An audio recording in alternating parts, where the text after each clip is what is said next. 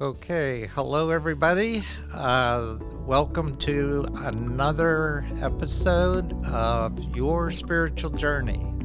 This is Dr. Bob, and we are uh, honored today to have with us Mama Arlene.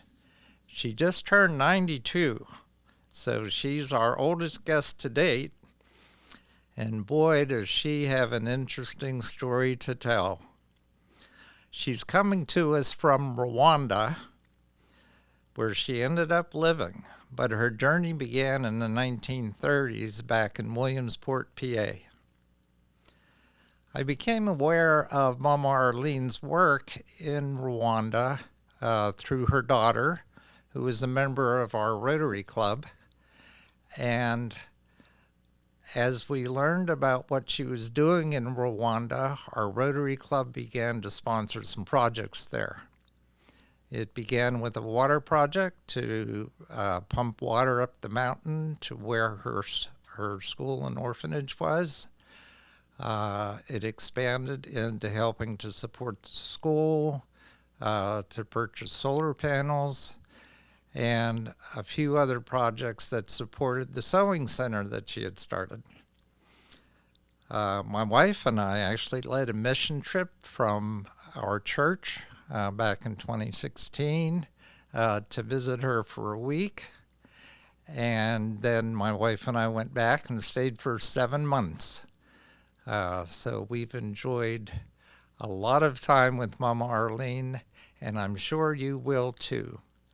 So I will stop talking now and turn the mic over to Mama Arlene Brown in Rwanda, and she's going to give us a good picture of her spiritual journey, which is also outlined in this book that's beside me, known as Hope Made Real.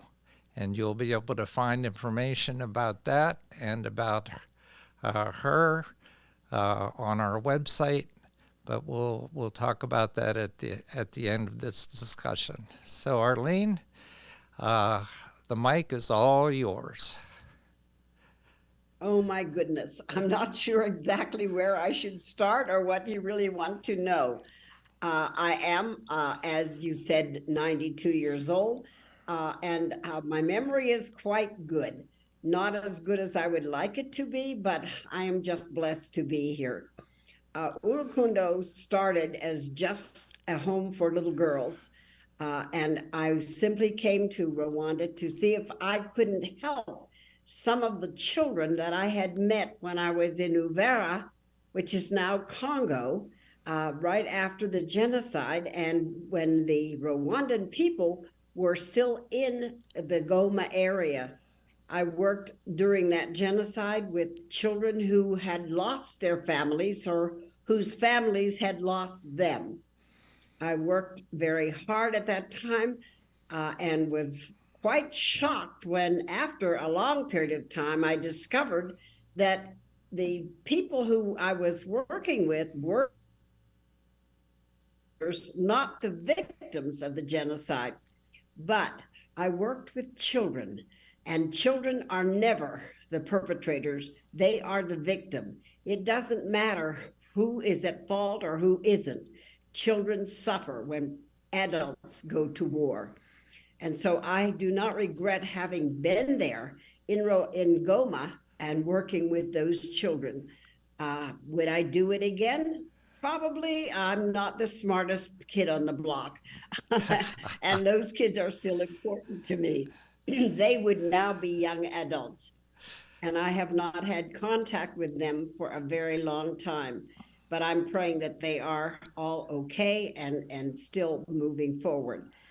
I went back home after being in Goma for 3 months, working in the refugee camps, and decided I needed to do something for the children who were, as I said, the victims. They needed to be coming back to Rwanda and they needed sanctuary. At that time, I was working with a young pastor who was helping, I thought, the children to be brought back to their families. and to be reunited with their families. This turned out not to be true later, but at the time you do with what you have and the knowledge that you have. And sometimes that knowledge is faulty, but still, if you're doing what God wants you to do, you go ahead and you do the things that have to be done. After being at home for several months, I reconnected and decided that I needed to come back, but this time I needed to come to Rwanda, not to Uvira, and I needed to be helping the children here. So I came back and actually decided I would have a home for little girls because girls were my priority at that time. I opened a home for children with just a couple children and a mama and one guard and myself. And we started our journey, which has become Urukundo Foundation now. Back then, we were not recognized, just an NGO coming on to be a do-gooder. I never thought of myself as that way, but as I look back, I now think, my goodness, I'm sure there were people more qualified than I, but I'm the one that's here. And so Urukundo did not get started until I had been here for about, I guess, almost 5 years.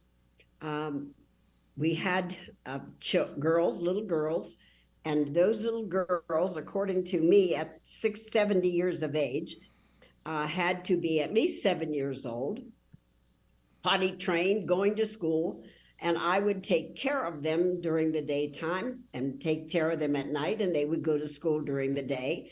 And that would be the perfect life for this older woman. It didn't work out that way, but that's how it started. The young girl that started is Devine, and she is in the book. And I talk about Devine because she was the first of my children to come and live at Urukundo Foundation. Devine is from Ramagana area and had a grandmother who could not take care of her.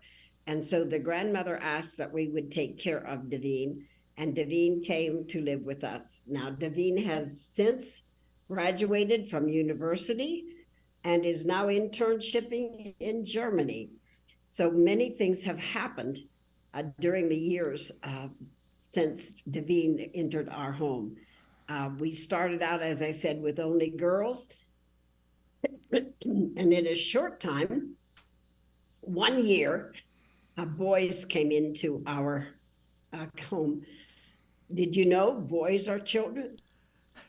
I have heard that. After opening the home for girls, we were called the home for children, and we had no boys, and boys are children. So we decided it was time to open the second home, and we opened the second home with 9 street boys that the governor of the area asked us to take because they were on the street and they needed a home for them. And so these 9 boys then joined our group.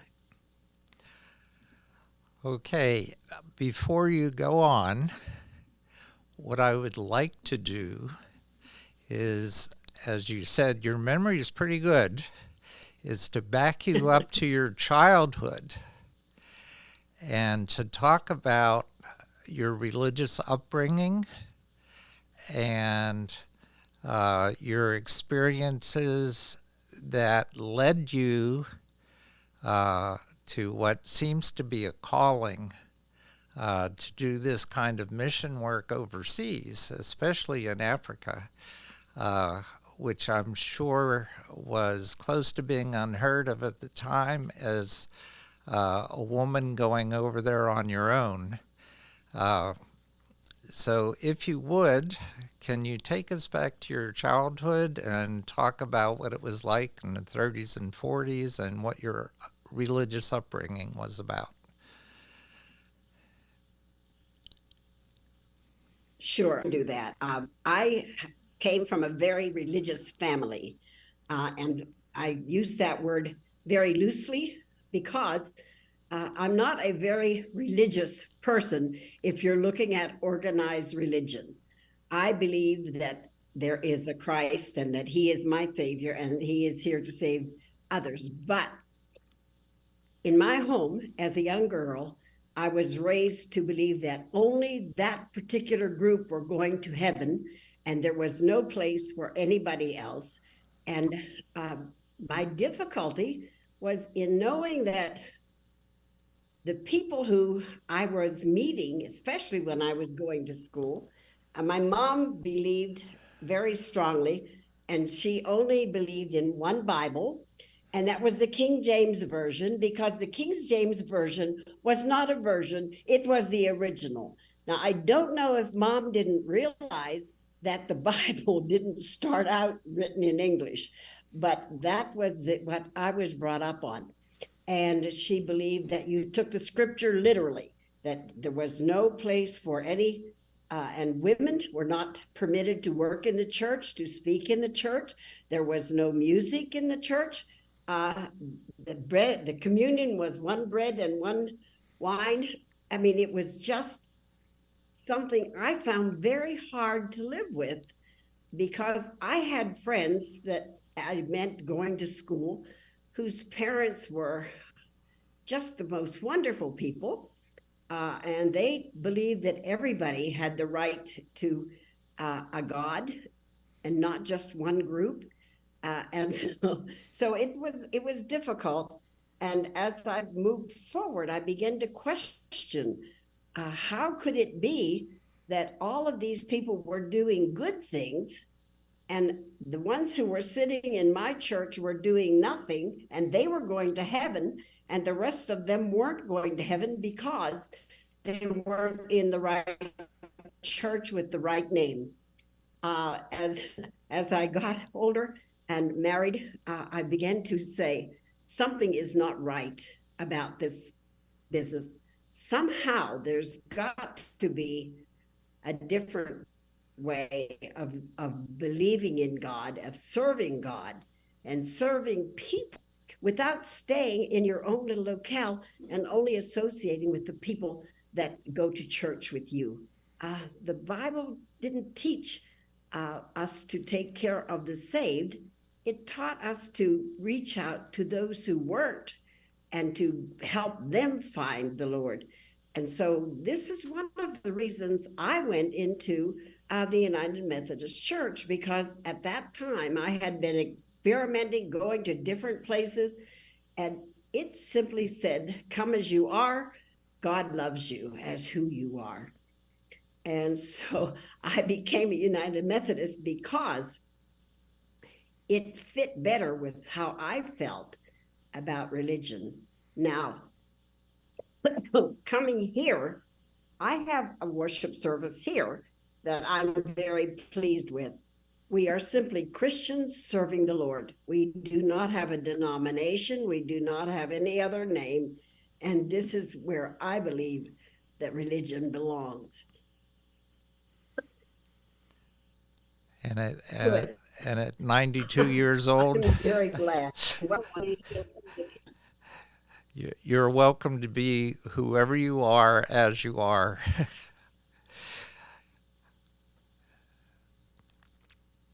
So, and this is who I am. I'm simply a woman serving children because I love children and I want to be a part of that. I went through a period of time when I wasn't sure I loved children because I was the oldest of 7. And being the oldest, you know, you're always to blame for everything. And so it was very difficult growing up, knowing that no matter what my brothers and sisters did, it was my fault because I knew better. I was the oldest. So I try not to let that become a part of my work with the children here. I now have 52 children. Some of them have graduated from university. Several are in high school, and the other group have been by the government removed from the Urukundo home for children because they don't want children in institutions. We didn't think we were an institution. We thought we were a home for children, but the government made the ruling and we had to obey. So we were able to put most of our children either with families that were not parents, but cousins or uncles or aunts, and the other ones with foster families. We are still taking care of those children. We are supporting them. We are putting them through school. We're making sure they are being fed and taken care of. And they are loved here, no matter how they are in their other homes. They know that they have a home here. With this Christmas holiday, several of them came home just to be here for a few days and feel connected. So we're continuing the work. It's not stopping. We employ 108 citizens from Rwanda, uh, taking care of medical care, of education for their children, for Social Security. We're employing, and we only employ one person from each family so that no one family has all of the revenue. And this also helps the economy. Our school now has 1,158 children in it, and they are children from 3 years old to 12-year-olds. Our grades, primary school here only goes to the 6th grade. After the 6th grade, then children must go to boarding schools to get their secondary education.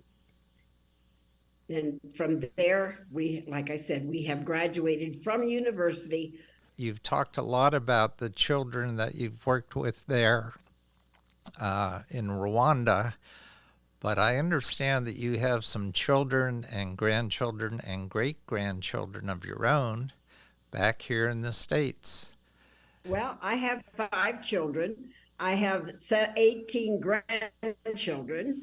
I have 26 great-grandchildren plus, and I have about 8 great-grandchildren now. So I have lost track of exactly how many and where they are. I do know who they are. So, but we have had several marriages where children have come into the family, and I haven't gotten to know them because I have been here in Rwanda.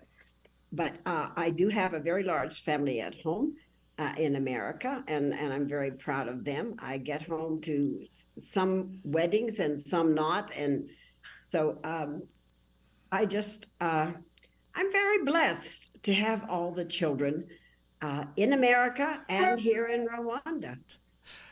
Well, I know that in your travels and in your thoughts about, well, should I go to Rwanda? Should I not go to Rwanda?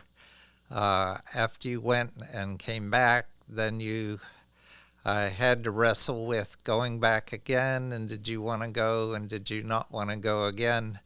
So can you talk a little bit about what many of us would see as a calling?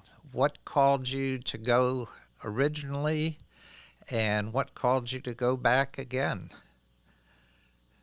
You know what? I never felt as though I had a calling. I continue to say I wasn't called, I was pushed. I struggled not to go because I had a home of my own. I had my children in America. I had a good life, but I also didn't have a purpose. And I think this is something that older people really need to get with when they retire, because I had retired from the workforce and really needed a purpose to go on living.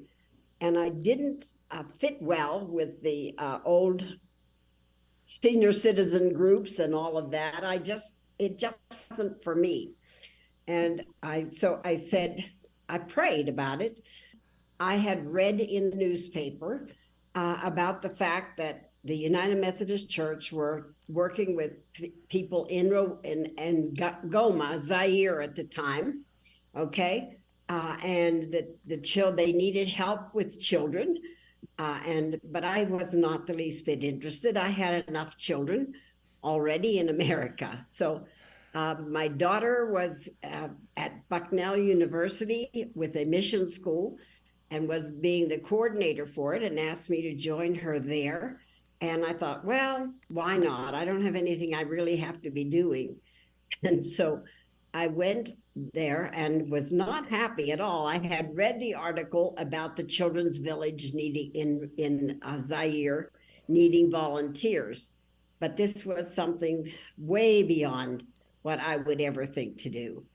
And when I got to the mission school, I expressed my dissatisfaction with Christmas and with all of the things that were so taken for granted in America, and found that a lot of the women who were there at the same time felt the same way I did, that there had to be a better purpose in life. And so I told them about this village in Goma where they needed help. And they said, well, Arlene, you could do that. And I said, no, not me. I couldn't do that.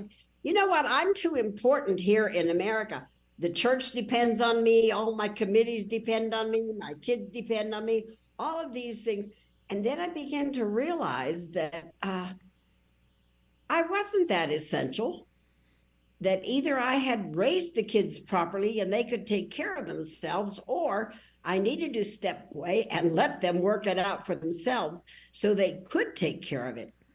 So they said, well, think about it. Maybe you could do that. So I went home. I started home from that meeting. And I think I argued with God all the way home that this was not even possible, that this was not my thing to do. And I think God has a sense of humor, because I think he was laughing all the way. He had the picture I didn't have. When I got home, I walked into my house, and there on the stand beside the phone was the newspaper article I had been reading just before I left to go to this conference, and with a circle around a phone number. And I said, okay, God, you win. I picked up the phone and I called. And I called this person and told her what I wanted and that I was thinking of doing this. And she said she would get back to me. Well, if you know the United Methodist Church or any church, it takes forever to get any kind of response. But within a week, I had a response from them saying that I would be expected to go and would leave that November.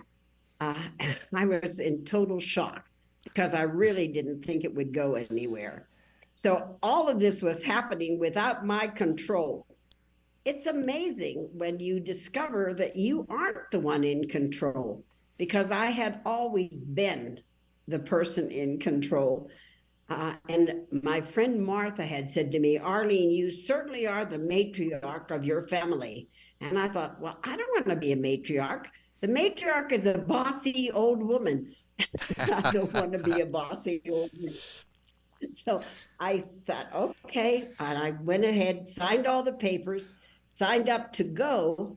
And then on top of that, just when I was ready to go, there was a terrible snowstorm and all the flights were canceled and everything was going wrong. And still, I was moving forward on this journey coming to Rwanda. I didn't leave in November. I didn't leave until I think it was the following January, but it was because of weather. But every time I would step away from it, something would make me go back and start all over again. So yeah, I was pushed. I did not willingly walk into it, but it was something I needed to do. And when I went on my knees that one Christmas Eve and cried to the Lord and said, if this is all there is, I've wasted 65 years. Please, Lord, give me a purpose for living. And he sent me to Rwanda, Africa. Well, that's quite a story. When you say that it's in the book. Yeah, when you say that you retired, what did you retire from? What did you used to do? Well, first of all, I started out in nursing and then went to substitute teaching in the school, and then actually went into electronics and worked for 21 years for GTE Sylvania in Pennsylvania. as a floor lady, as a common worker, then as a floor lady, and into supervision. So I had 21 years of lessons on how to deal with people, how to work with people. I did the nursing thing, I did the parenting thing.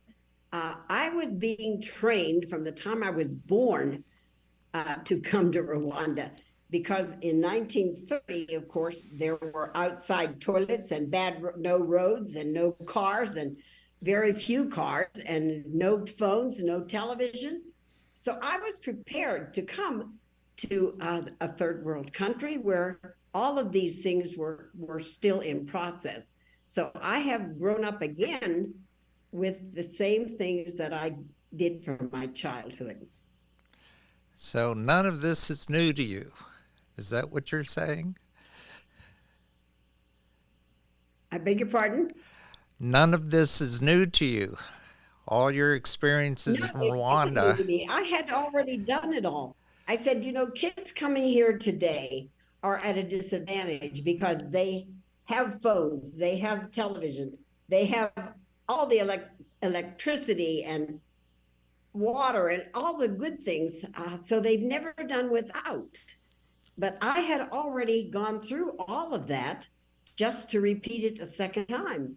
I knew how to handle it and how to pee behind the bush and use the outdoor toilet if you could find it. And so all of this was already in my repertoire and so I qualified quite well to fit into this world that I came to. The world I'm living here in Rwanda now is a totally different place than when I came 20 some years ago, because back then we were still where America was in the days of the Waltons. So it's Does that register with you? Oh, it well, I don't go back quite as far as you do.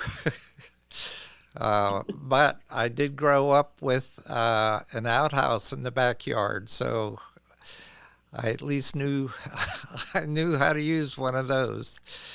Uh, Well, in my home growing up, as a child, we had no indoor plumbing.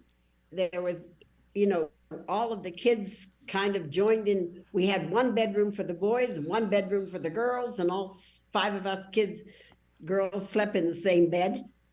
So this was something that I came back to relive, really. But then technology here in Rwanda grew so fast that they went from, when my first trip to Africa, I talked on a satellite phone in the sky, and you said over, and somebody talked and you talked, and if you talked at the same time, you wiped each other out, to the time when now I have a little tiny phone in my hand that I can talk to America with. It's amazing, Bob. Air travel and automobile travel and all of the things that have happened in these 90 years to bring me to where I am now. It's just awesome. it is, but it wasn't all easy going there in Rwanda. I know that you've had some obstacles to overcome. One had to do with an encounter with a volcano. Could you talk about that?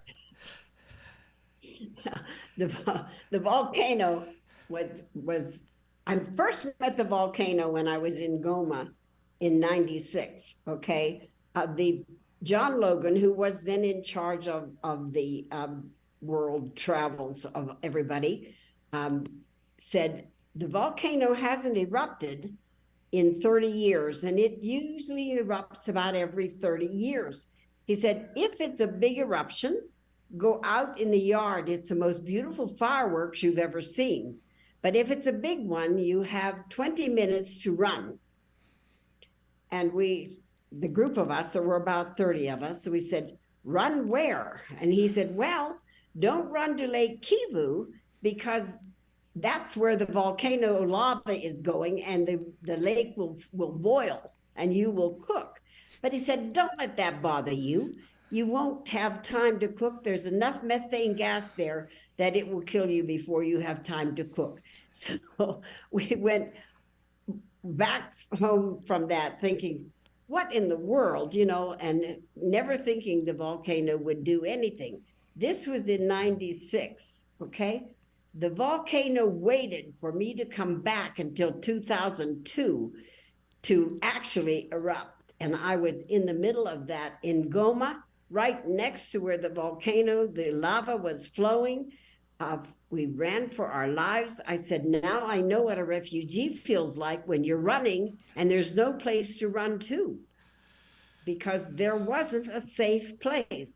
We were taken out of the hotel where we were because it was right in the path of the lava, and we were removed out of there. But we sat then for a night and a day inside a vehicle, and it was packed with people. Well, our vehicle, we traveled in that vehicle, and the driver would stop and start and stop. And finally, he said, okay, we're just going to sit here. Well, the soldiers who were around informed us we had to turn around. There's no way to turn a vehicle around with that many people because there were people everywhere. And we watched the birth of a baby on the ground right in front of the car. So many things happened. But they said, well, we can't turn this car around. So they got a whole lot of men there, and they actually picked the vehicle up and turned it and set us back down again on the road so we could move. We then moved to an area closer to away from the fires, because no matter which way you turn, there was things burning and people screaming, and it was the most horrifying thing I've ever seen. I have said, I'm glad I was there. I have done that. I do not want to do it again. So if I hear of a volcano starting to erupt, I'll probably head home. Okay. Our vehicle then, we got into the middle of town, and we stopped and we sat for hours and hours. And finally we got word that we could travel to a different place, that they would take us in as refugees because we were Americans. And we went there, and when we got there, they said no, they had no room for us. So the driver said, okay, we're going back to the hotel. I don't know what we're going to find, but we're going to go back. Well, it was the biggest relief for me to know we were going to go back, because in all of this excitement, we were told to pack only the necessities that we would need. And that would be food and water, some food and water, and just no clothing or anything. And in all of that, I forgot my airline ticket and my visa. My passport was all still in the room at the hotel. So I was very relieved when they said we were going back to the hotel. We did get there. We were allowed to go into the parking lot, but the hotel had been practically destroyed. But they took one of us at a time in and let us go to our rooms to get some of our belongings. And the first thing I did was to grab my visa and my airline ticket so that I would be able to go home. So I was very grateful that I was able to do that. But we were never allowed to go back to that hotel because it had been destroyed by the lava and by the earthquakes that follow. And that is something that I hadn't realized would happen. But with a volcano eruption, it sends out earthquakes that shakes everything around because it's disturbing the bot underneath the ground. So we had aftershocks and shocks for the time. We were then transported into Kigali City to the U.S. Embassy, where they called our families to let them know that we were okay, because they figured the families would be very worried. They got a hold of my daughter Patricia, whom you know, Bob, and her husband Dale. When Dale answered the phone, and they said they wanted to let him know that I was okay, and they said, well, they hadn't known I was in any danger. Well, that was nice. They didn't even know that I was going through all of that. And then that year for Christmas, Dale gave me a lava lamp. What a sense of humor Dale has. What a sense of humor Dale has. Yes. I'm very happy to tell you they're coming in March to visit me here, Bob. Oh, they are. That's right. Yeah, I understand that.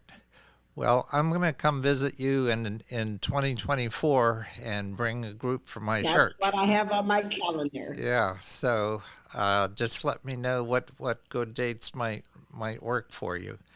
Uh, I so, did I send you the calendar?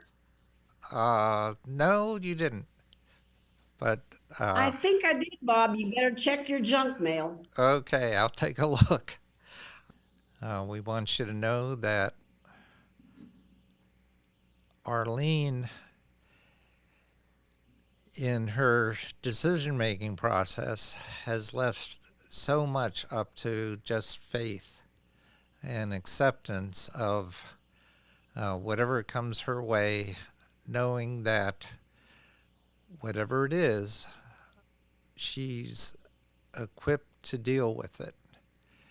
And that's something that she has shown, that kind of fortitude. Uh, as I mentioned, my wife and I visited and stayed with her uh, at Urukundo village for 7 months. And we worked with the students there as well as the teachers and the staff. My wife was teaching English as a second language. I was working with the teachers in the classrooms uh, as well as the staff rewriting their job descriptions. And we just enjoyed being among the people and seeing what good work Arlene has done over the years. So we are hoping that she can get back on with us. I know that she's sitting there in Rwanda, actually in a fairly new facility, uh, because she has a dental clinic. And they moved the dental clinic down toward the road at the government's request uh, into her old building where she used to live. And so she had new living quarters erected further up the mountain, uh, which has made it easier at her age to get around because she can walk directly across to where the school is. She used to have to walk up pretty steep steps to get up the mountain to the level at which the school exists. That school that she started just with a few children in one classroom has expanded to the point where there are over 1,100 students in her primary school. It is a pretty amazing feat. Thank you much, and thank you, listeners, and we will just move ahead, and I hope everyone enjoys what we're doing.